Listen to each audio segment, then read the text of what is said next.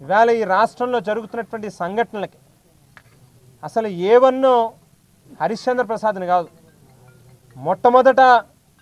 పెట్టాల్సింది అసలు పవన్ కళ్యాణ్ గారిని ముందు A1గా పెట్టాలి, A2గా చంద్రబాబు నాయుడిని పెట్టాలి, A3గా లోకేష్ని పెట్టాలి. ఇవాళ మరి కాపుల్ని ఉద్ధరిస్తాను అని చెప్పి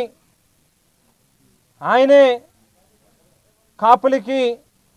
ఏదో ఒక దైవాంశ సంబుతుడి మాదిరిగా భావించి ఎలక్షన్ల ముందు మనం పెద్దన్న పాత్ర పోషించాలి, చంద్రబాబు నాయుడు గారిని ముఖ్యమంత్రి చేయాలి అని చెప్పి కాపులందరినీ కూడా ఆకర్షించి ఆవేళ ఈ ప్రభుత్వానికి వత్తాసు పలికేటట్టుగా ఓట్లు వేసేటట్టుగా ఈ ప్రభుత్వం ఈవేళ అధికారంలోకి రావడానికి గల ప్రధానమైనటువంటి కారణం కాపులైనప్పటికీ కూడా ఈవేళ మరి అదే కాపుల మీద కేవలం ఈ ప్రాంతంలో ఒక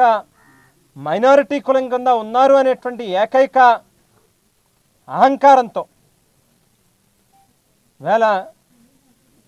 దారుణంగా చంపేసి 15 రోజులు అవుతా ఉన్నప్పటికీ కూడా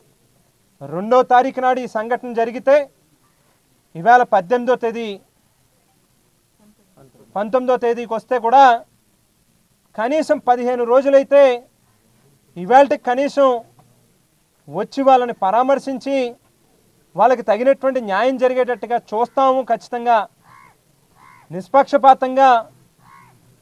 ఇన్వెస్టిగేషన్ చేస్తాము,